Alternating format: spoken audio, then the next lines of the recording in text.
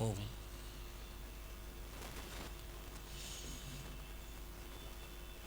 मन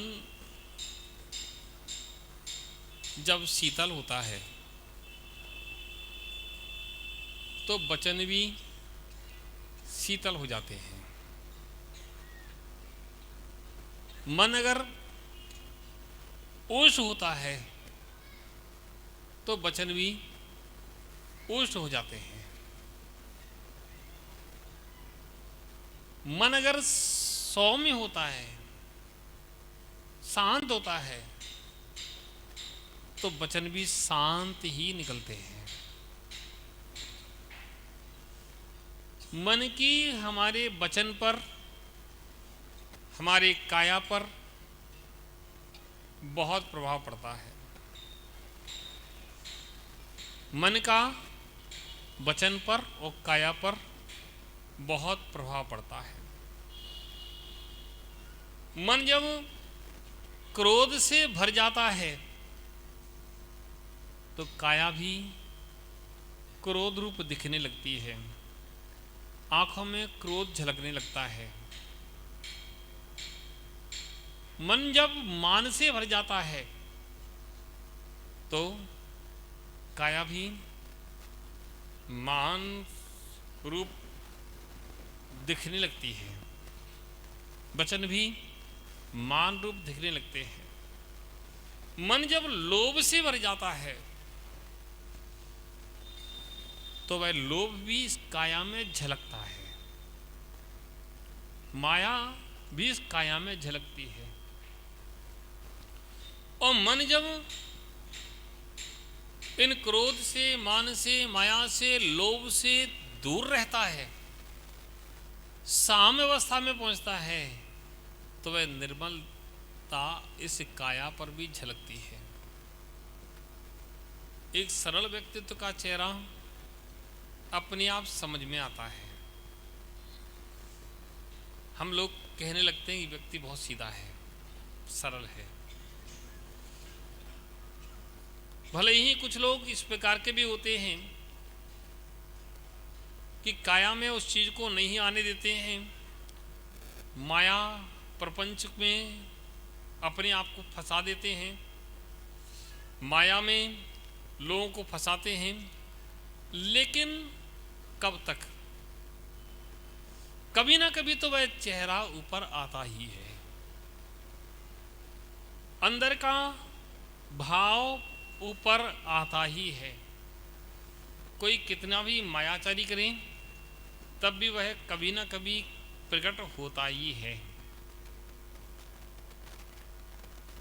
मन को जो व्यक्ति जितना सौम्य बना लेता है उतना ही वो महान हो जाता है। क्रोध मन में बैठा है, मान मन में बैठी, माया मन में बैठी, लोभ मन में बैठा है, ऐसा व्यक्ति कभी किसी का प्रिय नहीं होता। भले ही वर्तमान में कुछ अपने आप को समझ रहा हो, अच्छा दिख रहा हो, अच्छा दिखा रहा हो, लेकिन वह अच्छा नहीं होता। हम लोगों के लिए विचार करना चाहिए, चिंतन करना चाहिए, और कुछ करो ना करो मन को शांत और सौम्य बनाने का प्रयास करना चाहिए। जिसने मन को शांत बना लिया, सौम्य बना लिया, उसकी जीवन की 50% समस्याएं अपने आप समाप्त हो जाती है। क्यों? मन समस्याओं को स्वीकार नहीं करता। गलत मन ही समस्याएं देखता है। साफ सुथरा मन समस्याएं नहीं देखता, समस्याओं में भी समस्याओं का हल देखता है। जिसका मन साफ है उसको हर समस्या का समाधान स्वयं मिल जाता है। जैसे आप लोगों में कोई ऐसा है जिसके पास कोई समस्या ना हो? है?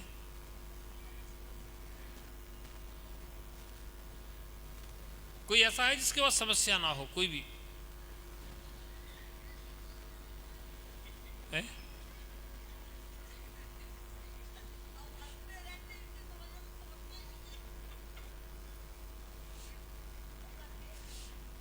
और समस्या लेके कहाँ जाते हैं आप?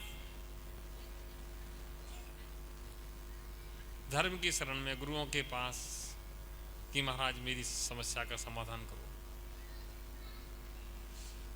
और गुरु महाराज आपकी बात सुनते हैं और समस्या का समाधान गुरु महाराज के पास ही क्यों जाते हैं? क्यों? क्योंकि कसाय का वहां अभाव है। कसाय जितनी होना चाहिए उतनी नहीं है। तीव्र कसाय नहीं, मंद कसाय है। कसाय नहीं है, मन शांत है, सौम्य है। मन शांत होने से समाधान अपने आप मिलते हैं। समझना, मन शांत होता तो समस्याओं के समाधान अपने आप मिलते हैं। साधु के अलग से नहीं होते हैं, आपके बीच में से ही होते हैं। जब वो समाधान आपको बता सकते हैं तो आप क्यों नहीं समाधान कर सकते? आपके पास भी समाधान है। समस्याएं भी आपके पास है, समाधान भी आपके पास ही। बस समाधान करने लायक मन नहीं है। एक स्थान पर हम लोग रुके थे तो ऊपर एक जाली थी, लोहे की जाली लगी थी आंगन में। उसमें छोटा सा छेद था, तो कोई कबूतर उस जाली से अंदर आ गया। उस छेद में से अंदर तो आ गया, अब बाहर निकलने के लिए वो प्रयास कर रहा, लेकिन बाहर नहीं निकल पा रहा। इधर से यहां बैठता, यहां से यहां बैठता, लेकिन अंदर से बाहर। उसको पता उस जाली से आए हैं और कहां से आए ये भी पता है, संगी जीव है, लेकिन वह वहां से निकल नहीं रहा। मैं उसको देख रहा था, कहता ये कबूतर तू क्यों भटक रहा है? इतना बड़ा छेद है, इसे क्यों नहीं दिखता है? यहां से क्यों नहीं निकल जाता है? लेकिन वह छेद के पास में बैठा भी है, तब भी उस छेद से नहीं निकल पा रहा। मैं सोच रहा था कि कैसे इसे रास्ता बताऊं, लेकिन वह नहीं समझा। तब थोड़ी देर बाद लोगों ने प्रयास किया तो नीचे ज़मीन पर आ गया, ज़मीन पर गिर गया फड़फड़ा के पंख। फिर लोगों ने उसे पकड़ करके बाहर का रास्ता दिखा दिया।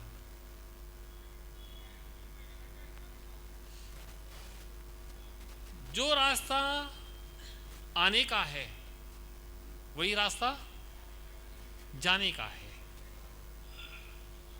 जहां से समस्याएं आती हैं वहीं से समस्याएं जाती हैं। और उन समस्याओं का समाधान कब मिलता है? जब मन शांत होता है। समस्याओं का समाधान आपके पास ही है। गुरु महाराज तो आपके मन को शांत कर देते हैं, बता देते ऐसा नहीं ऐसा कर लो, तो अपनी हाँ बात तो सही, ऐसा हो जाएगा। इसलिए जीवन में एक सिद्धांत अपनाओ कि कितने भी प्रसंग पेचीदे नुकीले आ जाएं, लेकिन मन को अशांत नहीं करना, मन को संकलेशित नहीं करना, मन को शांत रखना। मन को शांत रखोगे, मन शांत रहेगा तो समस्याएं वहीं से समाधान भी मिलेंगे। हम लोग दोपहर में स्वाध्याय कर रहे थे, एक छंद पढ़ रहा था, छंद का बोलना नहीं आ रहा था। थोड़ी देर बैठे रहे, उपयोग बदला, केंद्रित हुआ, आ गया। कहां से आया?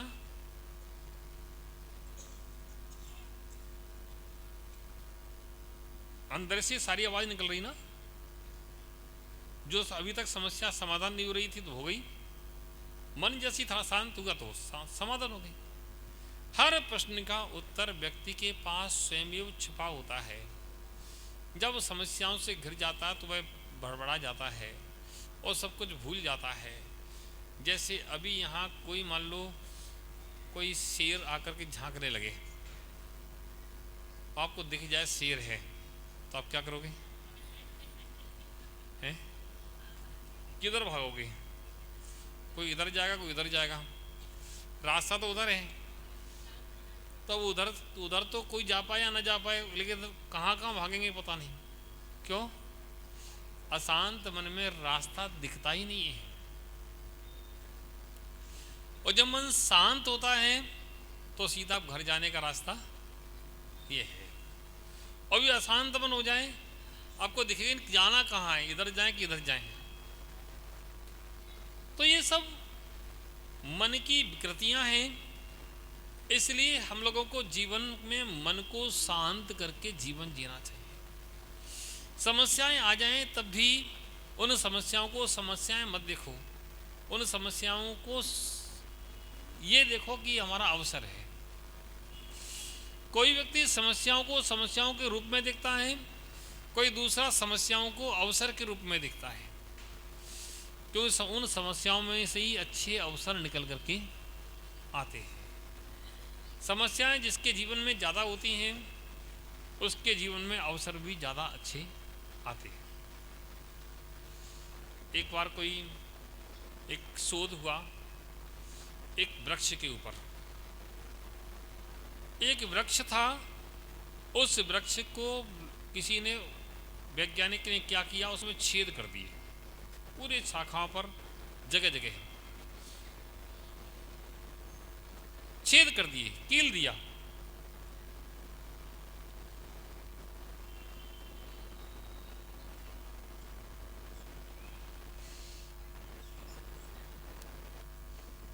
समस्याओं को उस क्या किया, पेड़ को कील दिया, छेद कर दिए, और फिर उसमें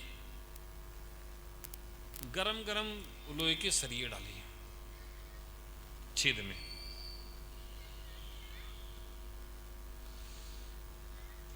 फिर शोध हुआ कि जो पेड़ में छेद किए गए थे, गरम गरम सरिये डाले गए थे, उस पेड़ की लकड़ी बहुत अच्छी क्वालिटी की बनके तैयार हो गई, बहुत कीमती लकड़ी हो गई।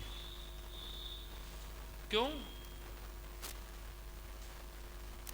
क्योंकि उस लकड़ी ने संघर्ष किया। क्या किया? संघर्ष किया। जो व्यक्ति जितनी समस्याओं से उलझता है, जितना संघर्ष करता है, उसकी बौद्धिक क्षमता उतनी ही बढ़ती है। बौद्धिक क्षमता का उसके विकास होता है। जिसे कोई काम नहीं हो, कोई समस्या ना हो, उसकी बौद्धिक क्षमता का कभी विकास नहीं होता। जिसके शरीर से मेहनत करने का अवसर नहीं मिले, उसके शरीर का कभी विकास नहीं होता। और जो जितना श्रम करता है, शरीर का विकास होता है। जो जितना बुद्धि का प्रयोग करता है, उतनी उसकी बुद्धि का विकास होता है। इसलिए हमें इन समस्याओं से घबराना नहीं चाहिए। समस्याएं आने पर उसके पीछे अवसर को खोजना चाहिए। इसके पीछे अवसर क्या है? जो अवसर खोजते हैं उन्हें से समस्याएं नहीं लगती, उन्हें अवसर मिलते हैं। हम लोग मेहनत कम करना पड़े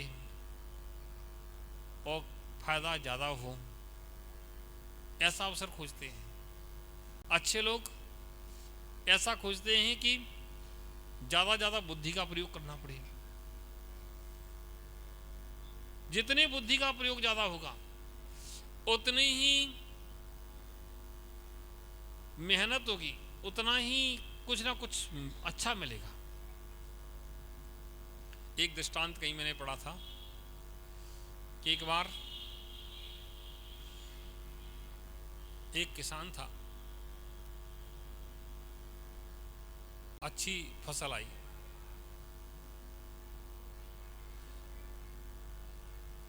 बारें लहरा रही थी, अच्छी, बड़ा प्रसन्न था। चलो अब इस साल अच्छी फसल हो गई।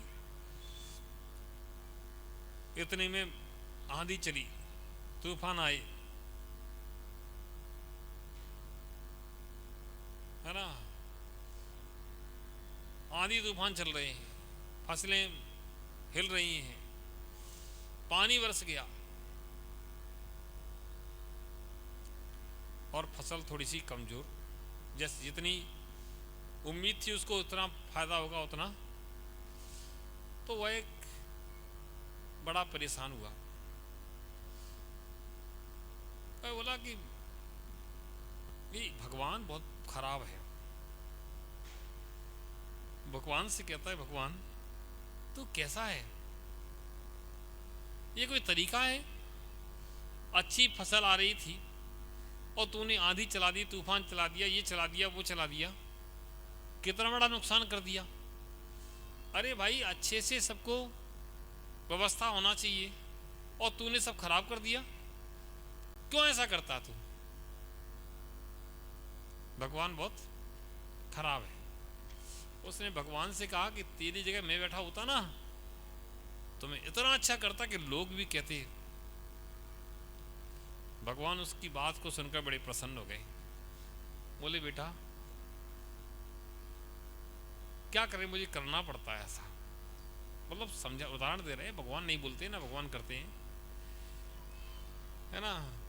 तो बोले नहीं, आपके पास सामर्थ्य है, आप अच्छा कर सकते, बुरा क्यों करते हो? फिर आपकी जगह मैं होता तो ऐसा करता। तो भगवान कहते ठीक है, ये कुछ समय के लिए गद्दी हमने तुम्हें दी, कैसा तुम करना चाहते हो देख तो नहीं, तुम कैसा करना चाहते हो करो। तो उसने ठीक है, अब हम करके दिखाते हैं कैसा होगा। अब उसने जब किसानों ने फसल बोई तो अच्छी मंद मंद हवा, बढ़िया सुंदर वातावरण ऐसा कर दिया। भगवान ने उसको दे दिया, पावर दे दिया पूरा। अब आंधी नहीं, तूफान नहीं, कुछ नहीं। खेतों में जो फसलें खड़ी होती थी पहले, जो इतनी सी खड़ी होती थी उसके ज़माने में, अब ऊंची ऊंची फसलें होंगी, दूनी दूनी ऊंची। भाई फसल दूनी ऊंची हो गई। मैं बड़ा प्रसन्न हुआ। देखो,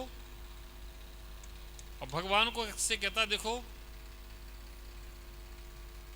तुमने क्या किया था और हम क्या कर रहे हैं। तुम्हारे ज़माने में फसल ऐसी होती थी, उसमें भी तुम हिलाते थे तो वो भी सब खराब हो जाते थे, कभी पूरी खराब हो जाती, कभी आधी खराब हो जाती थी। इसको आगे ले जाओ।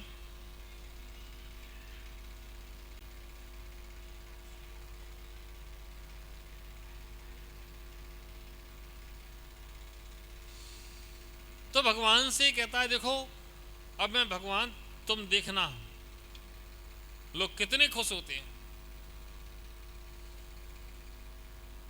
बढ़िया सुंदर बालें, बड़ी बड़ी बालें इतनी सी होती थी, उस दिन इतनी बड़ी हुई, बड़ी बड़ी बालें हो गई। और सब कुछ अच्छा, समय पर सब कुछ अच्छा हुआ।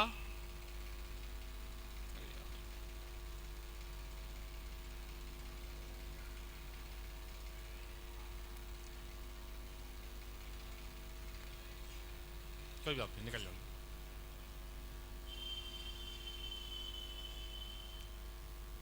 अब जब फसल निकालने का समय आया, फसल निकाली गई, लेकिन फसल जब निकली तो सब रोने लगे कि ऐसा तो कभी नहीं हुआ। फसल तो बड़ी खड़ी थी, बालें भी बड़ी बड़ी थी, लेकिन दाना तो उसमें पड़ा ही नहीं। वह फिर भगवान से कहते तुमने मेरे साथ छल किया है। भगवान से कहता है वह, तुमने मेरे साथ छल किया है, ये गलत बात है तुम्हारी। तो भगवान कहते हैं बेटा, मैंने तुम्हारे साथ छल नहीं किया है। अरे जब कोई संघर्ष करने का अवसर नहीं मिलेगा तो शक्ति पैदा कैसे होगी? संघर्ष करने का अवसर ही नहीं मिला, शक्ति बनेगी कैसे? संघर्ष करने से शक्ति बनती है, बिना संघर्ष के शक्ति नहीं बनती है। जब किसी चीज को रगड़ा जाता तब अग्नि पैदा होती है। रगड़ा जाता है टरबाइन घुमा जाए तो बिजली पैदा होती है। बिना संघर्ष के शक्ति पैदा नहीं होती है। ये बालें हिल रही थी, तुमने कोई कष्ट नहीं दिया है, शक्ति ही पैदा नहीं हुई, ये तो सब बेकार हुई। इसलिए संघर्ष से शक्ति पैदा होती है। कभी संघर्ष से घबराना नहीं चाहिए, मन को शांत रखना चाहिए। मन शांत रख करके समस्याओं के समाधान खोजना चाहिए। समस्याएं भी तुम्हारे पास हैं और समाधान भी तुम्हारे ही पास है। जब तुम मन शांत करके खोजोगे तो सारी समस्याओं का समाधान तुम्हें स्वयं मिल जाएगा, वो अपने आप तुम्हारे काम बनने लगेंगे। समझ में आ रहा है? समझदार के लिए, और आप लोग समझदार हैं, सबके लिए मंगल आशीर्वाद। जय बोलिए आचार्य गुरु वृक्षवाण सन्मति सागर जी महाराज की, दासांग जिनवाणी माता की।